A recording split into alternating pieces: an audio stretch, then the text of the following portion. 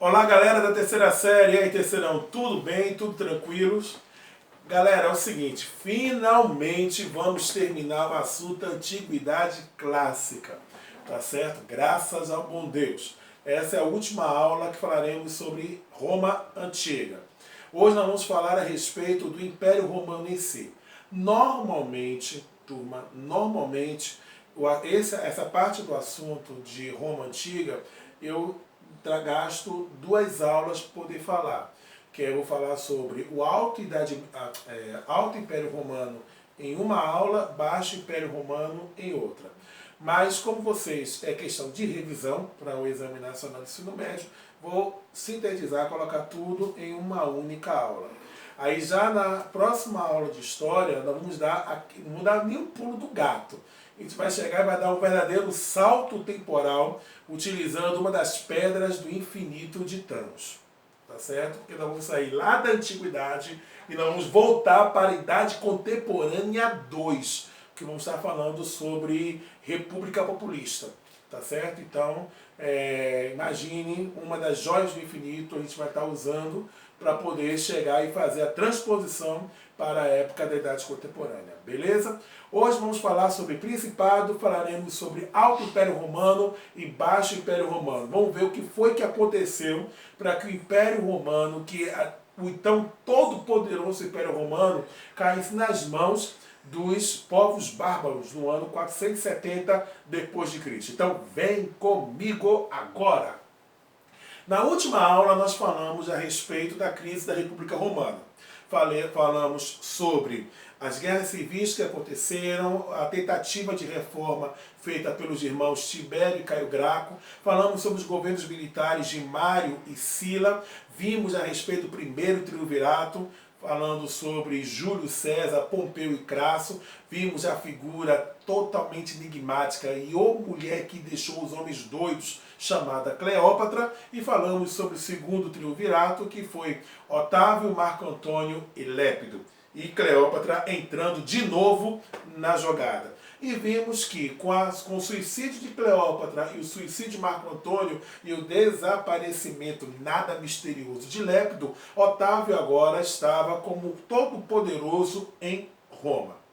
E agora, com Otávio governando sozinho a cidade de Roma, ele passa a acumular poder. E é interessante que o Senado, que antes não tinha amores por Otávio, com algumas decisões tomadas por ele após o fim do segundo triunvirato, faz com que eles se aliam a Otávio e passam a dar oportunidade para que ele pudesse se fortalecer e se consolidar no poder. E o que foi que Otávio fez para que pudesse cair nas graças do Senado? Ele pacificou Roma. Então, antes de Otávio, Roma estava envolvida em uma grande convulsão social e política, com os militares tentando, se digladiando para poder chegar no poder e a tensão acontecendo nas camadas mais baixas da sociedade romana. Otávio, o que é que ele faz? Ele pacifica os plebeus, acabando com as revoltas que estavam acontecendo entre os plebeus, consolidando, por exemplo, conquistas que haviam sido obtidas durante o governo de Caio Graco e adotando a chamada política do pão e circo, que era justamente fornecimento de pão, fornecimento de comida a preços muito baixos para os plebeus e diversão, tá certo? Então, os plebeus, estando com a barriga cheia e podendo se divertir à custa da morte dos outros, que é a política do pão e circo, fez com que a situação de revolta praticamente acabasse no território romano. E o Senado, ele pôde ver a oportunidade de, estando em paz, de viver esse período de harmonia. E isso eles começaram a agradecer a Otávio, concedendo-lhe vários títulos. Título que Otávio recebeu: o título de sumo pontífice, que era o grande sacerdote, se tornando assim o líder máximo da religião romana, o título de tribuno, o título de príncipes, que significa primeiro cidadão, depois o título de imperador, que era o título que era dado, e na verdade ele foi o primeiro a receber esse título de supremo comandante de todos os exércitos romanos, e finalmente o título de Augusto, porque a palavra Augusto significa escolhido dos deuses. Então agora, com esses títulos de Augusto, de imperador, de príncipes, de tribuno e sumo pontífice, na verdade, Otávio ele realiza o sonho de Júlio César e ele se torna o todo-poderoso de Roma. Então agora é o fim da república e o início do império. Para não ficar na cara de que acabou a república, o que é que ele fez? Ele manteve algumas instituições republicanas, como, por exemplo, o Senado. E ele não permitiu que, por exemplo, aquele que viesse lhe suceder após a sua morte fosse uma sucessão hereditária. Na concepção de Otávio, a pessoa que iria assumir o governo de Roma deveria ser escolhido pelo Senado e entre o exército romano. Mas essa opção de Otávio de não estabelecer uma linha sucessória hereditária iria ser um dos fatores que provocaria crise em Roma, que levaria à queda do Império Romano cerca de quase 5 séculos depois de Otávio. Então, no caso, na época do período principado, que é o período do governo de Otávio, que foi de 27 a.C. a 14 da era cristã, tá certo? Porque Jesus ele nasce por volta do ano, entre o ano 6 e o ano 5 a.C. Estranho, né? Ironia. Jesus ele nasce antes dele mesmo, mas é por causa de um erro de cálculo feito pela Igreja Católica que instituiu o calendário gregoriano, que é o calendário que nós usamos hoje em dia, que tem como referência o ano do nascimento de Jesus. E aí então, no caso, o governo de Otávio já é um governo que pega o nascimento de Cristo. O poder do Senado ele foi reduzido, e por que foi reduzido? Porque o imperador ele cria um conselho, que é este conselho, meninos, que se torna o órgão mais importante da hierarquia política romana. Então, na verdade, em primeiro lugar, tem o imperador, seguido pelo seu conselho, e abaixo do conselho dos imperadores, do imperador que vinha o Senado. O exército passou a ter um efetivo de 300 mil soldados, que eram divididos em 25 legiões que estavam espalhadas por todo o território do Império Romano. Sendo que a cidade de Roma ela passou a ser protegida não pelo exército em si, mas pela chamada guarda pretoriana, de escolha pessoal do imperador. Isso para justamente evitar que a capital do império ficasse à mercê do exército, que poderia ser volúvel, ou seja, hoje ele apoia o imperador, amanhã ele pode apoiar a oposição. As províncias romanas elas foram divididas, e aí vem a malandragem de Otávio, passou a ser divididas em províncias senatoriais, que eram controladas pelo Senado com apoio do imperador, e províncias imperiais, que eram administradas por governadores nomeados livremente pelo imperador Otávio, por César Augusto. Tá certo? Seguindo. E aí, depois, com a morte de Otávio no ano 14 da era cristã, começa o que nós chamamos de Império Romano propriamente dito, que é dividido em duas fases, terceira série. Alto Império Romano, que vai do século I ao século II da era cristã, e o Baixo Império Romano, que vai do século III até o século V da nossa era, da era cristã, DC. As dinastias que governaram Roma durante o Alto Império Romano, dinastia, só para lembrar, é o nome que se dá à família reinante, a família que está no poder. A primeira dinastia é a dinastia Júlio-Claudiana. Tem esse nome porque eles eram descendentes do finado Júlio César, tá certo? Então você tem a questão de Júlio César, e Claudiana por causa da questão da figura do imperador Cláudio. Então nós tivemos como imperadores Tibério, que não era filho de Otávio, Tibério ele era genro de Otávio, e é Tibério que vai assumir o trono após a morte de Otávio, e que na época já tinha assumido o nome de César Augusto, e é durante o governo de Tibério que Jesus ele é crucificado na região da Palestina. Prestaram bem atenção que eu não disse que Jesus ressuscitou, porque lembrando que a minha função neste momento como professor de história é me ater aos fatos históricos. A ressurreição de Cristo é algo que é trabalhado no espectro religioso. É algo que é cuidado para a teologia. Não tem comprovação científica, não tem comprovação histórica. Jesus ele existiu. Ponto. Isso é fato. Existe o personagem histórico Jesus. Mas para a história, Jesus, a história dele termina com a sua crucificação na cidade de Jerusalém. Tá certo? Então a crucificação de Jesus acontece durante o governo de Tibério. Tibério ele é sucedido por Calígula. Calígula, o que dizer de Calígula? Um camarada tranquilo, um camarada gente fina, bom menino, tá certo? Um camarada que ele entra para a história de forma incompreendida. Só porque o bichinho ele gostava de ter um relacionamento familiar, tá certo? Ele gostava de ter um relacionamento com a própria mãe, no sentido íntimo da palavra, tá certo? Só porque o menino ele chegava e gostava de ter alguns jogos que lembram os filmes eróticos que alguns ficam assistindo, etc. Ele era apenas um menino incompreendido, coitado do Calígula.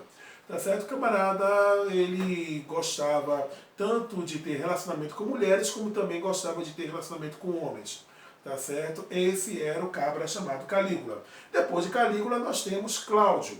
Tá certo? O Cláudio ele já era mais tranquilo no sentido absoluto da palavra, era tranquilo mesmo. Mas depois de Cláudio, nós tivemos o governo de Nero. Tá certo? O que dizer de Nero, terceira série? Nero, ele Cláudio, ele fez a perseguição aos judeus, ou aos cristãos, melhor dizendo, mas Nero, ele intensifica a perseguição aos cristãos. E tanto é que Nero, ele se achava, terceira série, um grande compositor. E aí, para poder ter inspiração para os poemas e as músicas que ele compunha, ele tomou a decisão de tocar fogo em Roma. Isso mesmo. Ele decide incendiar a cidade de Roma. E enquanto ele está incendiando a cidade de Roma, Roma está lá pegando fogo, o negócio está uma confusão, as pessoas estão se jogando, gente morrendo e tudo. Ele olha para a cidade em chamas e ele começa a compor uma canção. Tá certo? Uma canção linda, fantástica. Eu fico imaginando ele cantando Eu Sou Demais, tocando lá a lira e o pessoal morrendo. Ah! E aí ele, eu sou demais, eu sou demais, eu sou demais. E tudo. E o pessoal morrendo lá, incendiado lá em Roma. Agora, claro, para não dar na pinta de que foi ele que mandou tocar em fogo em Roma, o que foi que ele fez? Botou a culpa nos cristãos. Os romanos já não gostavam dos cristãos mesmo. Resumo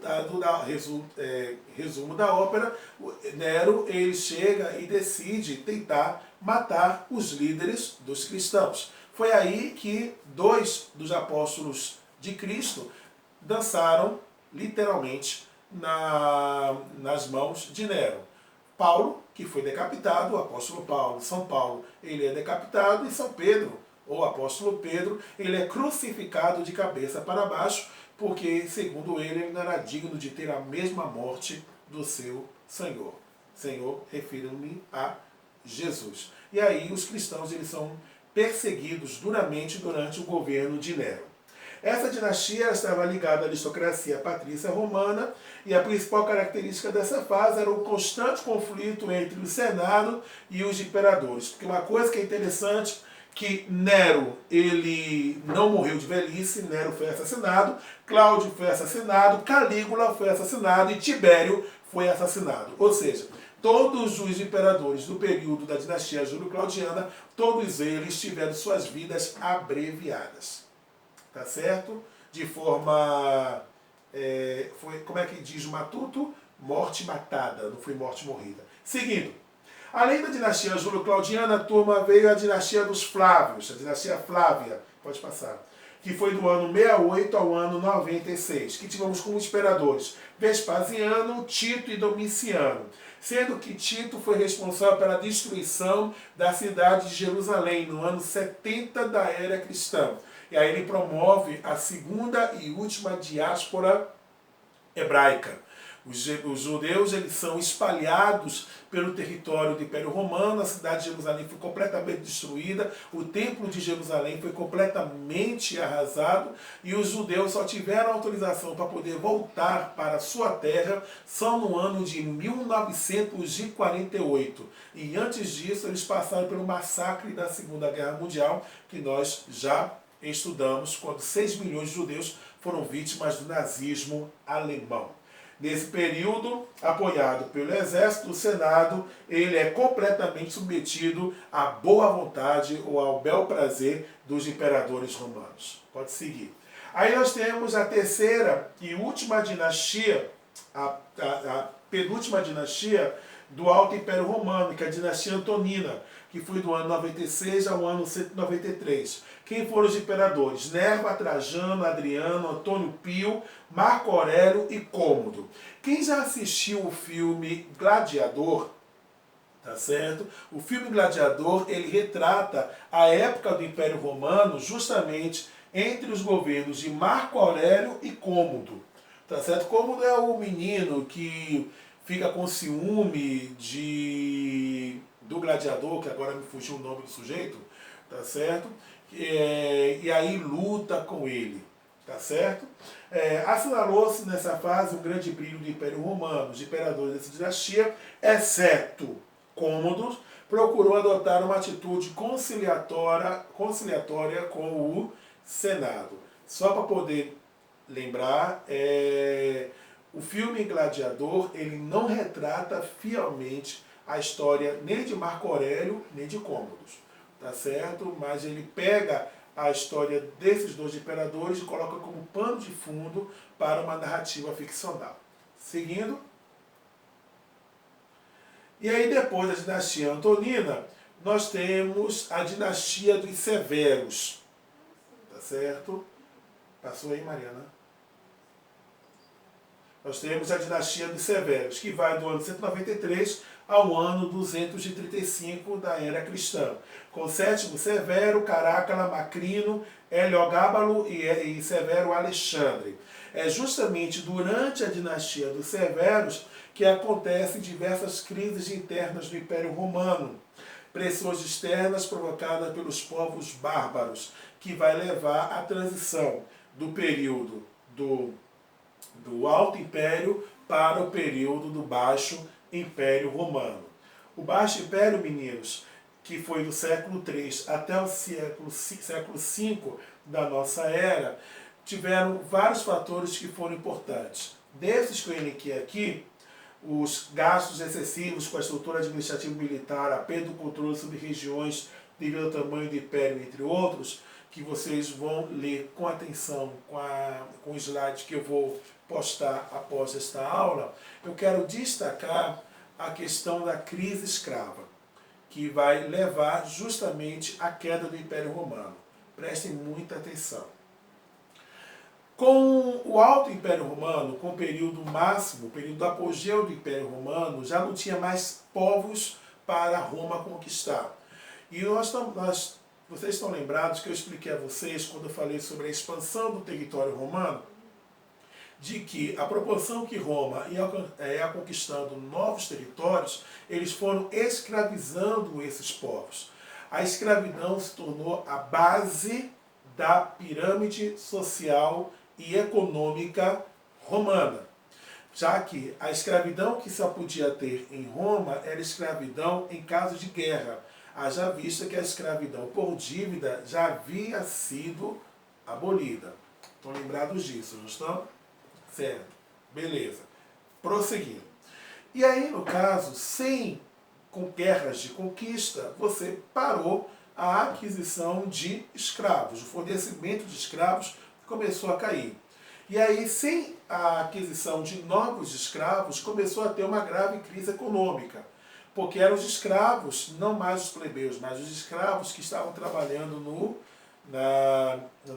na agricultura. Eram os escravos que estavam fazendo girar toda a máquina econômica de Roma. E aí, no caso, com a economia sempre ficando paralisada, não se tinha mais a possibilidade de arrecadar impostos. Houve uma queda na arrecadação de impostos. E tendo queda na arrecadação de impostos, terceira série, os soldados passaram a ter seus soldos atrasados. E aí, com o atraso do pagamento desses soldos, vários soldados passaram a desertar. Isso significa que eles passaram a abandonar os seus postos. E ao abandonar esses postos, as fronteiras do Império Romano, que eram fronteiras, o Império Romano tinha um território extremamente vasto, ficaram desguarnecidas, possibilitando com que os povos bárbaros pudessem invadir o território romano. Aí você pode perguntar, mas professor, mas por que o nome bárbaro? Bárbaro era o nome que era dado para qualquer povo que não estivesse dentro dos limites do território do Império Romano. Então, assim, os romanos eles se consideravam civilizados. Ou seja, só eles eram pessoas educadas, só eles que eram civilizados, só eles que tinham cultura. Então, os povos que não faziam parte do Império Romano eram povos incivilizados, eram povos primitivos, eram povos bárbaros. E aí, entre os povos bárbaros, nós tínhamos os bretões, os saxões, os juevos, você tinha os vikings e você tinha os hunos, que eu vou estar falando daqui a pouquinho a respeito deles. Então, esses povos, eles começaram aos poucos a entrar no território romano. Eles começaram aos poucos a entrar no território romano. Eles foram se fixando no território. Por mais que o Império Romano tentasse conter, mas devido à sua crise econômica, eles não conseguiram segurar o avanço desses povos bárbaros que estavam entrando. Entre os povos que começaram a invadir, teve um especial que eu gosto muito, que eram os hunos. Povo tranquilo, povo gente fina, Neto, você deve gostar muito dos hunos, porque parece contigo, tá certo? Gosta de uma bagaceira, gosta do negócio pegando fogo. Eu sei que os hunos eles entraram no território romano, liderados por Átila. Olha o apelido de Átila, terceira série, a praga de Deus. De acordo com a crença, por onde Átila passava, onde passavam os pés de Átila, nada nascia. Tá certo? Todas as plantas morriam. Todas as pestes que poderiam acontecer em termos de doença era trazido por Átila. Átila ele gostava de cortar as orelhas das pessoas dos seus inimigos e montava um colar e fazia esse colar com a orelha dos seus inimigos. Sem contar que ele gostava de chegar e arrancar a pele dos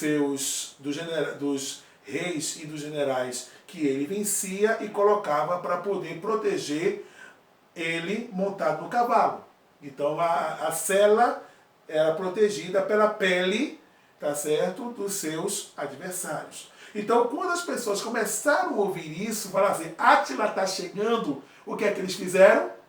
Você ficou? Eu também não fiquei. Perna para quem te quero. Caíram fora e começaram a fugir das cidades e foram para o campo.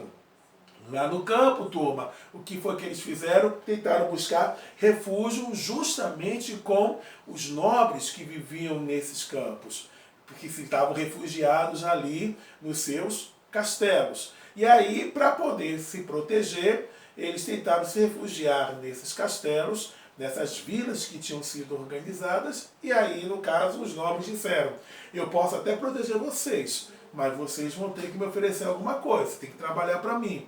Aí surge o regime do colonato, em que eles oferecem sua força de trabalho em troca de comida e proteção. E o colonato terceira série, juntamente com o comitatus germânico, serviria de base para o feudalismo, para a relação de suzerania e vassalagem, que vocês verão quando estudarmos Idade Média. Rapidinho. Também foi durante o período do Baixo Império Romano que nós tivemos Diocleciano implantando a tetrarquia, que é o governo de 4 reis, que dividia o império em 2 partes, com um César, que era o imperador, e um Augusto, que seria o vice. Constantino assume o poder depois de Diocleciano, reunifica, e é Constantino que começa a acabar com o conflito entre os cristãos e o Império Romano, quando ele se converte ao cristianismo e ele permite a liberdade de culto, permite que os cristãos pudessem cultuar a Jesus, realizar suas celebrações culticas livremente. Já durante